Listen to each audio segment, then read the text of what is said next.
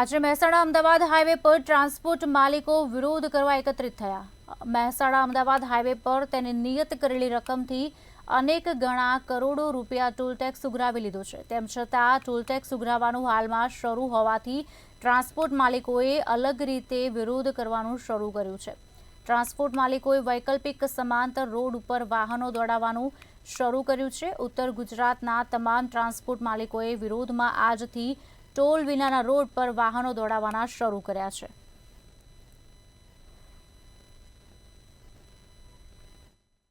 Toll ટેક્સનો વિરોધ એટલા માટે છે કે ટોલ ટેક્સ આજે 21-22 વર્ષ થઈ ગયા। 500 કરોડનો ટોલના 3000 કરોડ સરકારે ઉઘરાવી લીધા છે। હજુ સરકારને બીજા 19,000 કરોડ રૂપિયા જોઈએ છે એવા અમને સમાચાર મળેલા છે। અમારી માતૃ શાખા જે અખિલ ગુજરાત ટ્રાન્સપોર્ટ એસોસિએશન એમને એવું જણાવેલું કે એ આઈટીથી એમને જાણવ્યું છે કે આટલા રૂપિયા ઉઘરાવ્યા છે અને હજુ આ લોકો 10 વર્ષ માટે બીજા વધારાના ઉઘરાવવા માગે છે। એનો અમે વિરોધ કરી રહ્યા છીએ।